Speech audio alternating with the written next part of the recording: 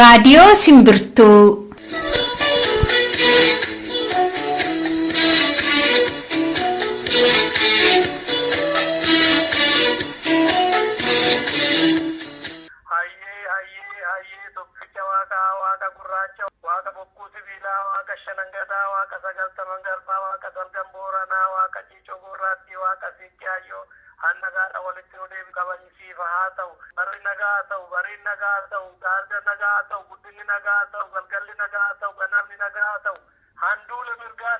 Onkololee 8 bara 2015 guyyaan Kamisaa akkam jirtu dhaggeeffattoota keenya kun karaa marsariitii www.simbirtuu.com kan isinii darbu qophii Simbirtuu guyyaa har'aati. Qophiin keenya har'aa akkuma yennaa kaanii oduudhaan eegala. Oduu taanee har'a kan qabnu qophii Simbooti. Qophii Simboo har'aa keessatti kan xiyyeeffannu wanta tibbana kana ta'aa jirudha. Waan keessaa fi biyya alaa keessatti Oromoota biratti raawwatamaa jiru. Innis qophii ayyaana Irreessaa yookaan Irreechaati. Torbee darbees kan irratti xiyyeeffanneeti kan dhiyeessine har'a immoo kan biyya Neezerlaandii fi kan hora Arsadee ilaaluudhaaf deemna. Bakkoota lamaanittuu maaltu ta'ee maaltu raawwatame kan jedhu gurraan sin ga'uuf deemna jechuudha. Sababa kanaatiin kan ka'e har'a qophii Simboo malee qophii malaa waan hin qabaanneef dhiifama isiniin jenna torbee qabannee itti deebina. Maarreen ga xumuraatti nu waliin turaa jechuudhaan amma gara oduutti sin dabarsa.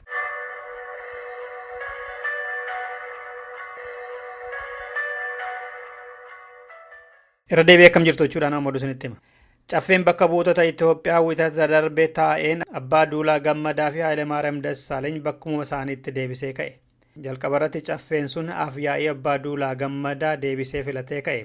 Boodarra immoo Hayilemaariyaam Dassaaleny muummicha ministeeraa akkanaaf ta'u jechuudhaan Addawaawwiin akka dhiyeeffateen caffee sana dhibba kan qabatanii jiran miseensonni Addawaawwii fi miiltonni isaa waan kana sagalee guutuutiin raggaasisanii fi ka'ani. Obbo Hayilemaariyaam Dassaaleny battalumatti kaabinoota isaanii aangoo ministeerummaa qaban 26 fi qondaalota adda addaa 4 dhiyeeffatanii raggaasifataniiru. Ministeerota 26 muudaman keessaa 16 isaanii namoota haaraa yoggaa ta'an 10 immoo namootuma bakka isaanii duriitti deebi'anidha. Obbo Dammaqaa Mokonnin itti aanaa muummicha ministeeraa fi qindeessaa dhimma hawaasaa. Obbo Dabratsiyoon Gabra Mikaa'el itti aanaa muummicha ministeeraa fi qindeessaa dhimma dinagdee odeeffannoo fi teknooloojii. Adde Aster Maammoo itti aantuu muummicha ministeerii fi qindeessituu bulchiinsa gaarii. Obbo Siraaj Fargeessaa ministeera waraanaa. Obbo Tewoodiroos Adaanoom ministeera dantaa alaa biyyatti. Kaasaa Tagla Birhaan Geetaachoo Ambaayee Abdulaaziz Mohaammed Tafarraa Darriboo Silashii Geetahun Ahmed Abtaw Yaaqoob Yaalaa Abiy Ahmed Warqinee Gabayyoo Makuraa Haayilee Ambaachoo Mokonnin Mootummaa Raggaasaa Shifarraa Shagguxee Tolasaa Shaggii Qasta Birhaan Admaasuu Abdul Fattaa Abdullaahii Aashaa Mohaammed Muusaa Zannabuu Taaddisee Shifarraa Tagla Maariyaam Reedwaan Huseenii fi Dammituu Hambisaa ministeerota jedhamanii namoota 26 muudamanii. Kana malees obbo Hayilemaariyaam Dassaaleny gorsituu kiyyaa kan jedhan sadarkaa ministeerummaatiin namoota 7 of cinatti ramadanii jiru. Ayyaanni Irreessaa sanbata darbee biyya Hoolaanditti bifa ho'aa ta'een kabajame. Oromoonni biyyoota Awurooppaa garaagaraa irraa walitti dhufan hedduutu Irreecha sana Amsterdamitti kabajatani. Oromoonni umurii koorniyaa fi amantaa mararraa gamtaadhaan bahanii maareeyoo jechaadha kan isaan gara hora gaasper pilaanitti yaa'anii haadholii fi shamarraniitiin durfama.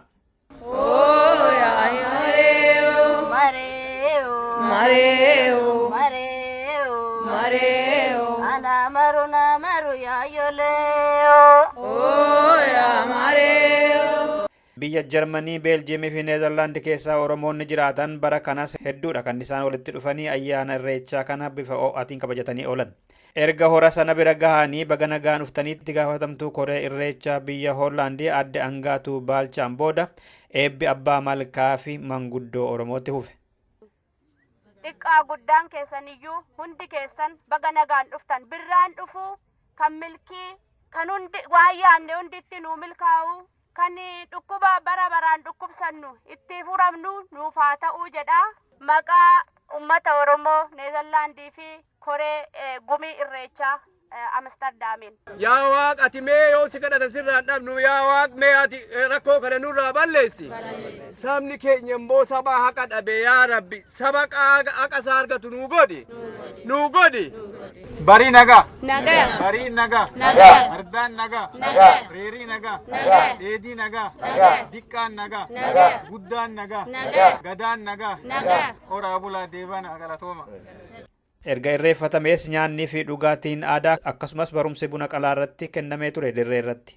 Galgala isaa immoo barnootaa fi qophii bashannanaatiin hanga halkan walakkaatti bohaaraa turan. Itoophiyaan baroota darbe yuunivarsiitii keessatti barattoonni baratan leenjii siyaasaaf seensa bara kana kennamu guutummaan guutuutti yoo hordofuu baatan yuunivarsiitii baratan keessatti nyaata hin argatanii jettee beeksifte. Xalayaan akka lakkoofsa Gi'iziitti gaafa fulbaana 21 bara 2008 barreeffame akka jedhutti akka Gi'iziitti gaafa fulbaana 22 irraa kaasee barataan leenjii kennamu guutummaa guutuutti hin hordofne yuunivarsiitii baratu yookaan barattu keessatti nyaata tokkollee argachuuf hin jiranii jedhee beeksise. Naqamtee fi Gindabarat keessatti mootummaan Itoophiyaa Oromootaan hin feetani jechuudhaan isaan iraarsaa jira jedhame.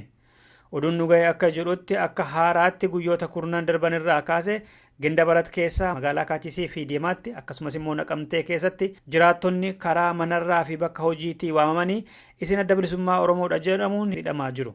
Kanarratti bakka lamaanittuu bilbiluudhaaf kan yaalle bilbilli nuuf seenuu dide hin milkoofne. Abbaan taayitaa tamsaasa odeeffannoo Itoophiyaa bara 2017tti hayyama televezyiinii dhuunfaa kennuun hin eegalaa jedhe.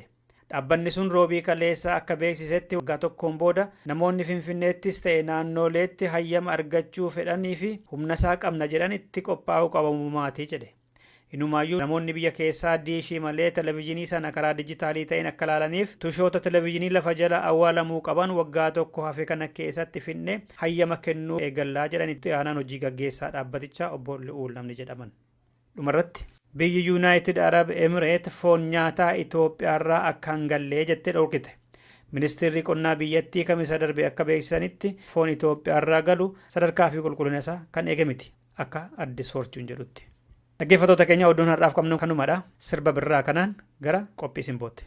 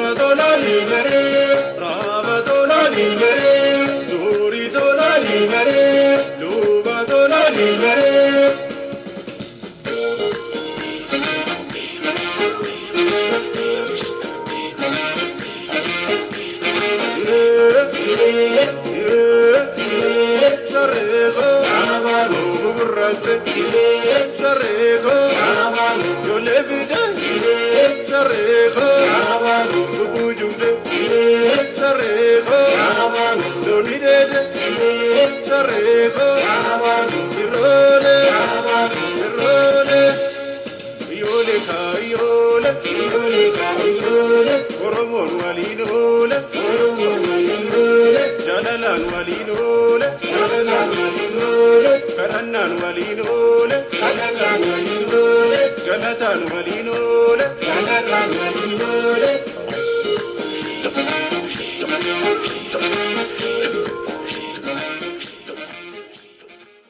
Akka hayyuun seenaa maqaansaa Leefensen jedhamu bara 1958 jedhanitti uummanni duudhaasaa fi qaroominasaa ganamaa hin kunuunsine akka bishaan bakkarraa yaa'u hin beeknee fi muka hidda yookaan immoo hundee malee dhaabbatuun wal fakkaata. Profeesar Dr. Makuraa Bulchaa ammoo horteen ilmaan kuush kan ittiin uumaa isaanii itti dhugeeffatan waaqeffannaan akka sabaatti eenyummaa Oromoo ijaaruu fi mul'isuu keessatti isa bu'uura. Ilaalcha Oromoo addunyaa har'aatiif illee qooda guddaa kan qabu jedhaniiru. Kitaaba isaanii bara 2011 maxxanfame keessatti. Waaqa faafuuti namarraa yoo waa ergifatanii deebisanii galchanii fi galata galchuun waanuma jiruuf jireenya hawaasummaa keessatti baramedha. Yoo xiqqaate eebbisuun hin oolu abbaa waa namaa godhe yookaan immoo tola namaaf oole sana. Akkuma hayyoonni durarratti dheere kun jedhanitti Oromoonis akka sabaatti waan eenyummaasaa calaqqisiisan ganamarraa kaasee qabu tokko akkaataa inni ittiin dhugeeffatudha. Jiruu fi jireenya isaa keessatti hidhata inni uumaasaa fi uumama yookaan immoo naannoo isaa wajjin qabuun walitti hidhatallee sirniif akkaataansaa. Oromoon waa godhuuf yaadu keessatti dursa uumama isaa yaadata. Yoo waaqni jedhe jedha. Yoo waaqni akkasunaaf godhe jedha. Garaa fi harka qulqulluu waan kadhate yoo argate immoo akka falaasama isaatti jiidha harkatti qabatee malkaa jiidhaa fi tulluu jiidhatti bahee galata galcha yookaan immoo hooqubaa jedha. Kun durumarraa kan diroorraa dirootti darbaa dhufedha. Duudhaa ganamaati jechuu. Aadaa amantii fi afaan eenyummaa saba tokkoo keessaa adda bahaniin ilaalamani. Wal keessa jiru jechuudha isaan hundiyyuu. Tokko isa biraarratti hidhata qaba jechuudha. Oromoon keessaa fi alatti kanumadha kan isaan tibba birraa kana malkaatti bahanii kan raawwatan. Qophii simboo har'aatiin illee kana ilaaluudhaaf deemna. Isa Oromoonni Awurooppaa biyya Neezerlaand hora Gaasperplain Amsterdaamitti sanbata darbe kabajatanii fi Oromoonni miiliyoonotaan shalagaman biyya keessa Oromiyaatti hora Arsadee Bishooftutti bahanii kan isaan kabajatan ilaaluuf jechuudha. Mee kan isa Awurooppaa irraa kaanu.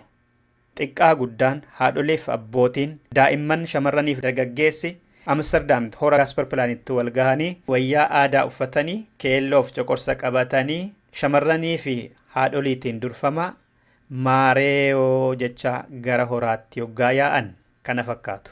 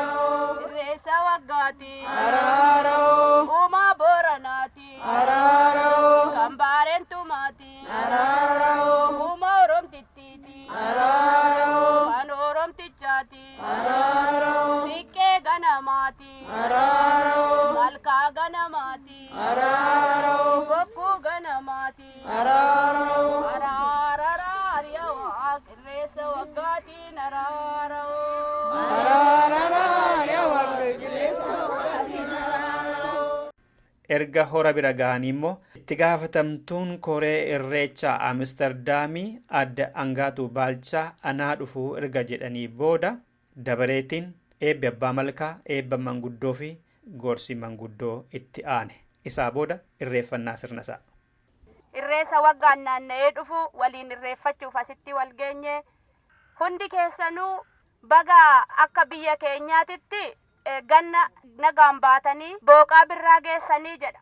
Xiqqaa guddaan keessaniyyuu hundi keessan baga nagaan dhuftan birraan dhufu waan yaanne hunditti nuu milkaa'u kan dhukkuba bara baraan dhukkubsannu itti furamnu nuuf haa ta'uu jedha. Maqaa ummata Oromoo Neezerlaandii fi koree gumii irreechaa Amsterdamiin baga nagaan dhuftanii kanatti aansee abbaan malkaan malkaa nuu saaqu isaaniifan kenna. Naaf galchaa. Keessumoonni keenya hundinuu baga dukkana gannaa keessaa baatanii booqaa birraa waliin nu qaqqabsiise. Baga duudhaa Oromoo isa guddaa ayyaana irreechatiin nu ga'e. Mee Rabbi biqiltuu keenya biqilchu. Xindaa keenya haa guddisu. Wallaalaan haa beeku.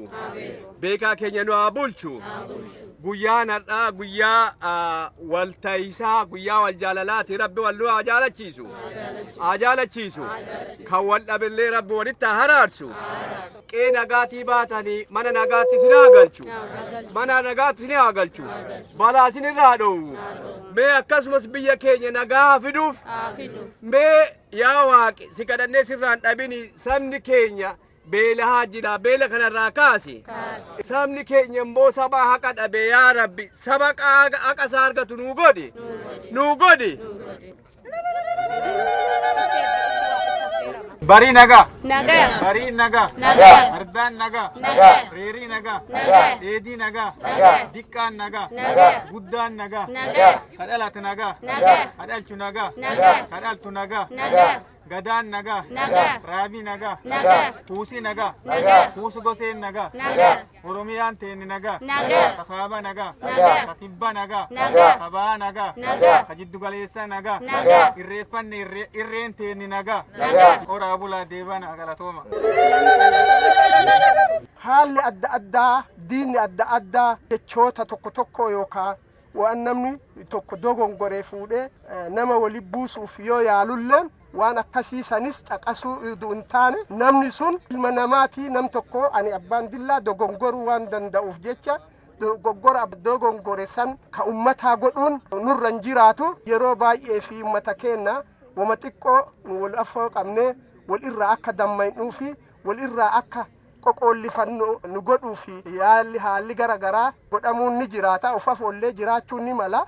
Kaleessallee godhamaa ture. Kanarraa baranneeti uf eeggannaa guddaani karaa tokkummaa keenyatti nu deemsisu. Karaa itti walii gallu nu amantii yoo taate amantii sadiinu kabanyee akkaataa tokkootiin itti deemu jirra. Amantii kiristaanaa, amantii islaamaatii fi amantii waaqeffataati. Amantii waaqeffataa kana ka aslii kama abbootii fi akaakayyoonni keenya irratti argamu. Akka itti walii galluu fi akka karaa tokko itti sochoonutti tuni waada waaqaa isinitti haa taatu. Galatooma waan isinii haa dhaga'u. Gara malkaatti warri irreeffatan gara malkaatti wanneedha irreeffachaa jechuudha. Yaa mareeyo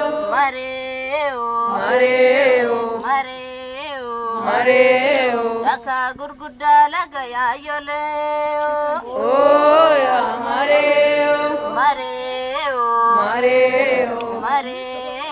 mareeyo Bishaamtu wal baachise yaayolee. yaa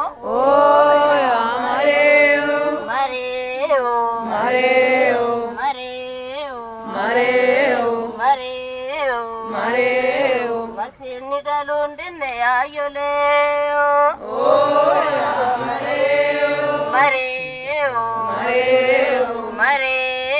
mareeyo Ummatu wal caalchise yaayolee. yaa mareeyo Kanaa booda immoo xinnaa guddaan dhiichisatti ka'e. Koya boke na fadai koya boke shambasi dargaggeessa koya boke ammam geessa koya boke na faditi koya boke shambasi koya boke dargaggeessa koya boke ammam geessa koya boke lakki hurba koya boke na susabda koya boke lakki na susabda lakki koya boke ya boke koya boke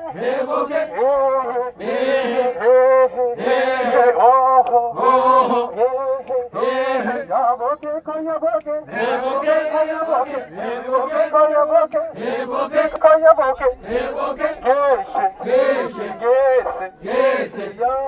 yado malo ala sola mana sola tu yado la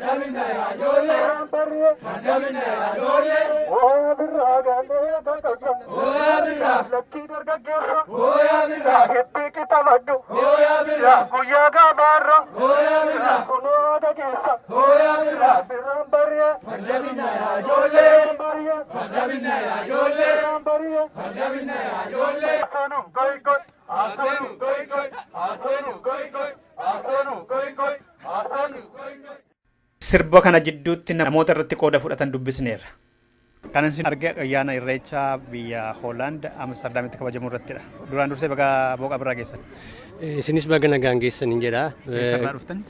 Kanan dhufe biyya Jarmanii irraan dhufe magaalaa Düsseldorf jedhamu irraan dhufe. Eenyu siniin jedhu? Maqaan kiyya Taklee Amanuun jedhama. Barana hirmaattan immoo kanaan dursa dhufaa turtan? Yeroo dheeraadhaaf hirmaachaa ture nuti ollaa waan taaneef nuti yeroo baay'ee walumaanuu ayyaaneffachaa turre warra Hoolaandii wajjin waggaa gadaa tokko jechuun waggaa 8 egaa fixannee booda warra ollaa keenyaaf kennine. Kanaaf Jarmaniitti jalqabame kanaaf waliin hojjenne yeroo dheeraa. Barana waggaa meeqaffaa kabajamu isaati asitti? Asitti waggaa 3ffaadha egaa. Kam ture har'a?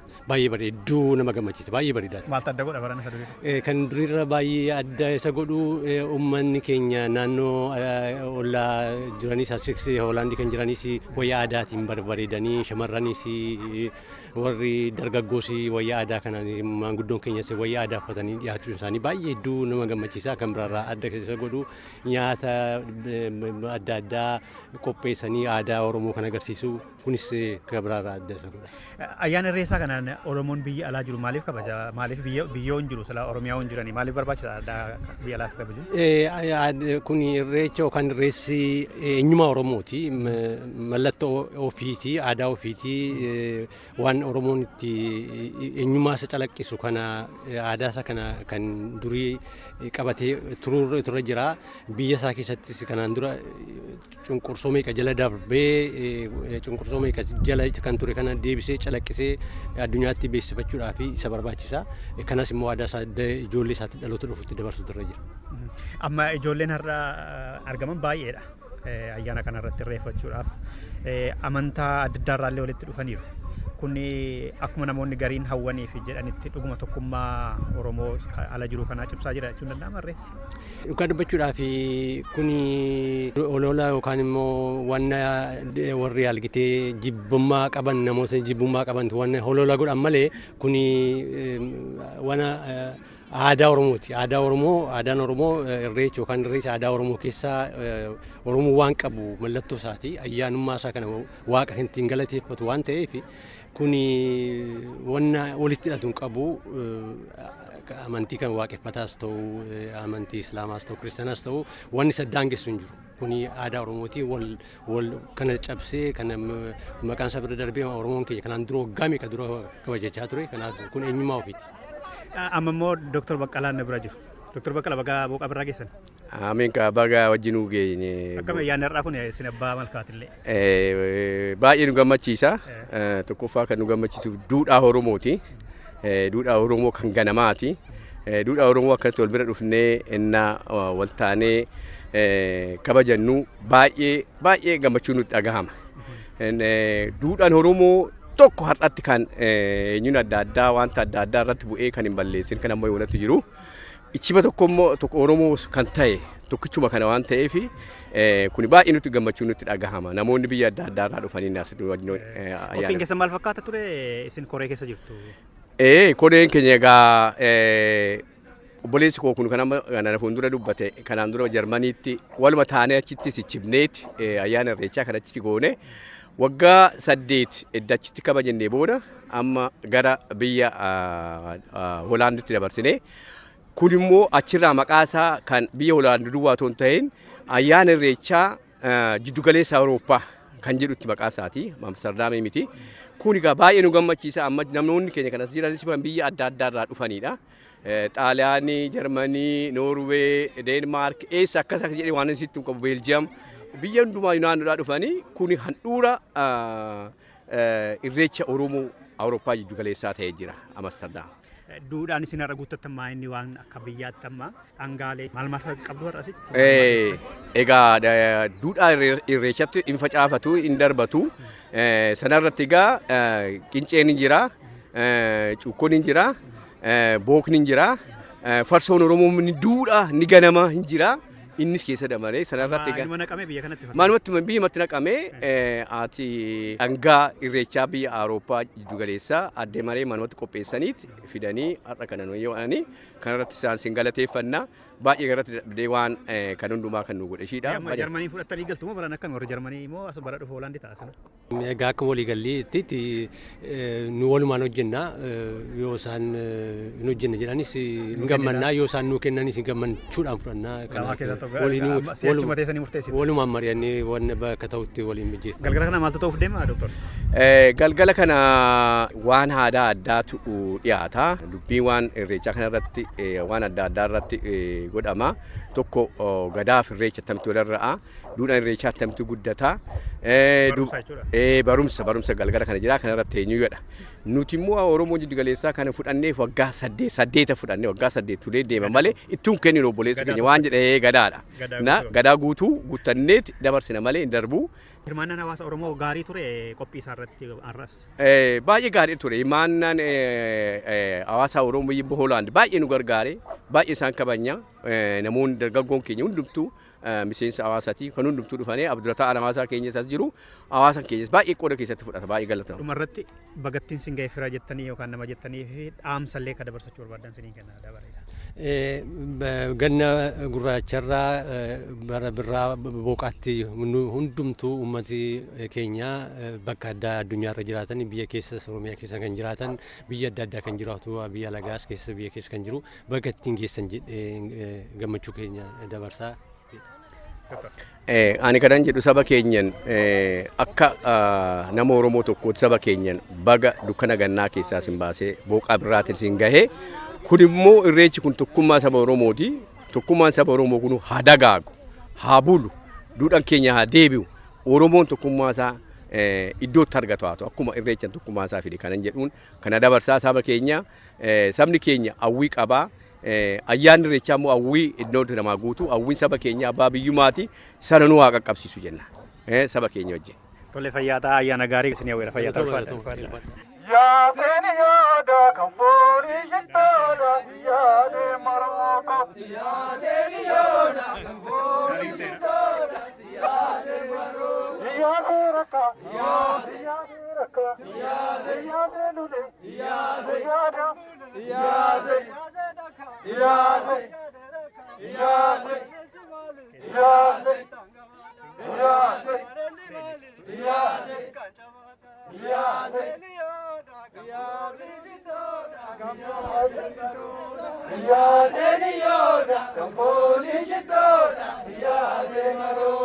Kololeko, kololeko, tunilitu, tunindiddu, mararamti, kololeko, kololeko,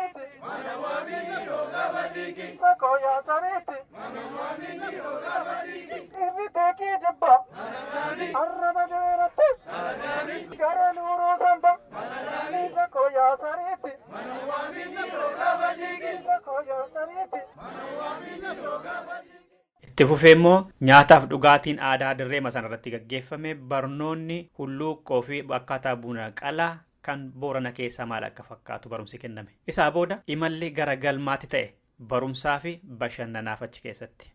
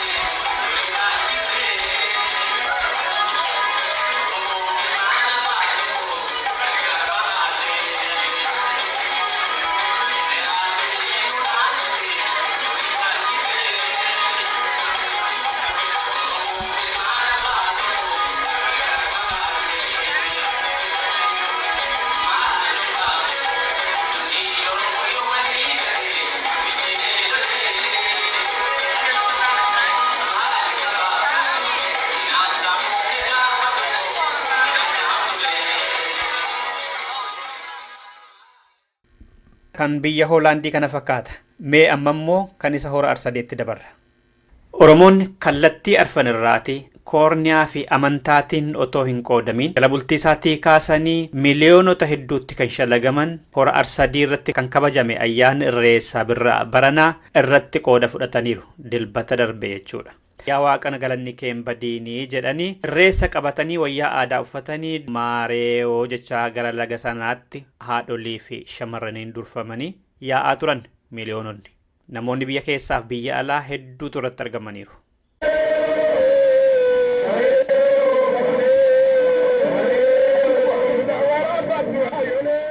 Hora arsadii gahanii immoo abbaa malakaa fi abbootii gadaa Oromoo eebba eebbisanii gochaalee badaa amantaa fi ayyaana Oromoo keessa kan hin jirre wanta hora arsadii irratti goggodhamu irratti barana kan isaan tuman beeksisanii uummata. Nagaan isin haa galchuu, bara nagaa isin haa godhuu, egeree walitti nu haa deebisuu, ija isin laalte horee itti haa naquu, nagaan galaa, konkolaataa nagaa, qe'ee nagaa, barataan nagaa, hunduratti barattanii jabaattanii egeree walitti nu deebisu nu haa ta'u, an dhibame nu haa maaramu, an hidhame nu haa hiikamu, an horii dhabe horii haa argatu, an ilmoo dhabe ilmoo haa argatu, an fayyaa dhabe fayyaa haa argatu, mana nagaatti baane mana nagaatti nu gala. Waan adda addaatti hojjeta hora arsadii kanatti kana maaltu hojjeta jedhan Oromootu hojjeta jedhan moti Oromoo hin hojjetu kun Oromumtuu malkaa ofiitti irratti waan badaan hojjetu horii qalanii malkaa horiin dhugutti dhiiga gannaquu kumaa gannaquu seera Oromootis muti seera gadaatis muti Oromoon aadaa qaba seera qaba muka ofii goggogsu wiskii neechaa dhufe Oromoon aannan dhuga malee wiskii dhugaa duraan aragee dhugaa horoo jechuun horiin dhugeetoo hora horiin dhugummoo Oromoon hin balleessu. Haati malkaa abbaan malkaa karruu saaqee bakka san oduu saaqin yeroo hunda akka biraa godhaa oolan kuni kabajamuu sarree seera keenyaa moti kun Oromoo gurraacha fadii diimaa barreessetu asitti gatu jiru nu qubaan farramna malee barreessa diimaa kanan beeknu injiraa namni keenya waaqa karameelladhaan kadhatanii waaqa wiskiidhaan kadhatanii waaqa araqeedhaan kadhatanii ayyaantun sirrii taate kanan gootu ayyaantonni keenya seera tuman ayyaantu sirrii taate aseerri gadaa tume hangadaa kanan caffeen an tumte kanan dabrin jette an tumteef kanan gootu ayyaantu walitti makaadhaan kana gootu ayyaantu jechuun galma qabaa galma isaatitti sagadata malee an rufa kee keessaa utaalchisu caatii nyaatee kun hin beeknuu jennanu kana beekte abbootiin gadaa kun ani abbaa gadaa jedhee seera caffee han tumte balleessee kuma amma kanaa fiddu malee manaan bawan jedhu caffee kamtu isaa bune seera kamtu isaa bahe birrii malee manaan bawan jedhu abbaan gadaa'eera caffimtu kana murtu caffeen hoodhu biyya sii kennine biyya nuu bulchi dhugaan nuu bulchi biyya keenya nyaatin jettee caffeen namatti kennite dhabaa jira argataa jira hannabe sun namarraan oolu hangazama qabu malee dhoonolu gadda ba'uufu gazzama waan qabu bichaa kanaafu eeggatanii warri kana godhu hin beeknanu naanna'anii goofarema filanii olumaa gaddeemanii kana qaamni mootummaatirree nama eenyu akka eebbisu seeran yaamuu isaanirra walgahii mootummaatirratti horaa bula. Dargaggeessi immoo akkas jedhee lafa dhiichisaa oole.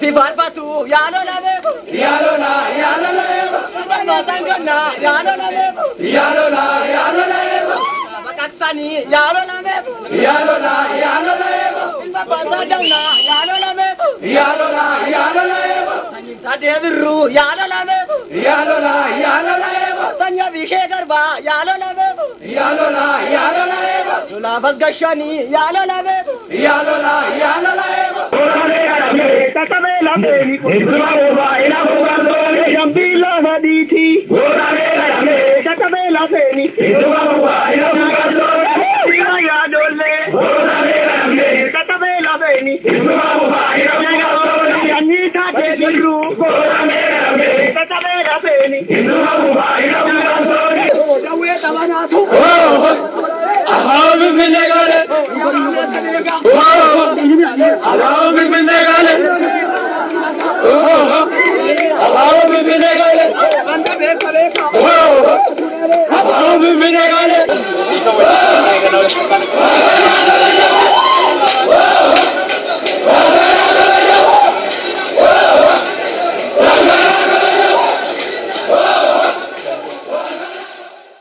waaqeffannaan hangafa amantoota Oromiyaa keessa jiran hundumaati jedhanii abbootiin gadaa sittaananii. Musliiman qabu, kiristiyaanan qabu, waaqeffataan qabu. Aaduma ganama jiru. Asitti wal arganii irreessa irreenu jabeessii jedhanii eeguma irreessa irreenu jabeessii jechuun dhabame caba Oromoo jechuudha. Kanaafuu dhaloonni dhufu kana caalaa guddisee dagaagsu qabaa jedhee yaada. Namoonni irratti argaman gammadoo turan. Gariin yaada ayyaana irreechaa sanarratti qaban akkasidha. Aadaa bareedaa kana akka nuti cimannee qabannee itti fufnu nu godha. Ayyaanni kun gahee koo Oromummaa koo jabeeffadhee aadaa koo bareedaa kana qabadhee gahee koo ba'uu dirqama kiyya. Manguddoon ka'ee hundumaa dargaggeessa isaas, bulaa isaas, jiraa isaas, dubara isaas, dhiira isaas akka gorsee aadaa kaleessaa fudhatanii qabatanii ba'an taasisaa jira. Booranaa dhufe jira, kan Kamisee dhufe jira, kan Jimmaa dhufe jira, kan Wallaggaa dhufe jira. Oromoon hundumtiyyuu asii bakka kanatti wal gahee wal sassaabee nagaa walii dabarsee tokkummaa walii dhaabe akka dhaloota booda jirutti akka dabarsuuf abdii guddaan qaba kanarratti. Aadaa bareedaa isa qabnu kan immoo dhaloota booruudhaaf fakkeenya taanii dabarsuudhaaf asitti argamu kan baay'ee gammadaa.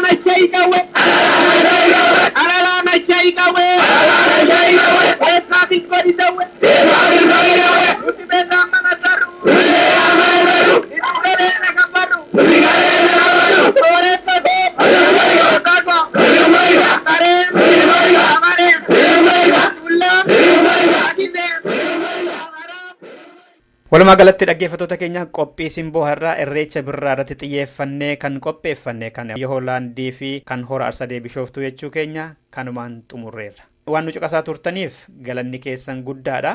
Sirba kanaan hanga torbeetti haalaaf bakka gaarii keessa kan turtan isinii hawwuudhaan nagaatti kan isiniin jedhu Andassuu Duulaati.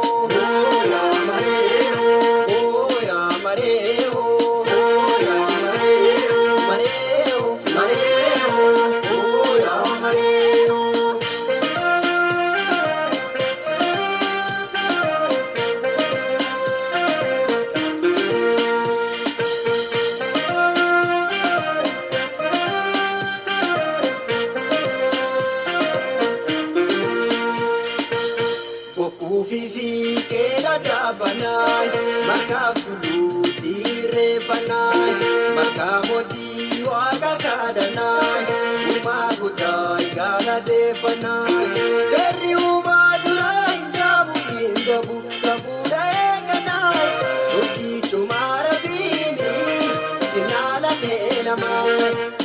chumara bini Inuma melama Wadesa jatu fi kalachay Buda kurma suki bakachay Sira uman demna lalachay Ayan tuma wakakabachay Umama kabane tuma si barsina Umam balesine Ring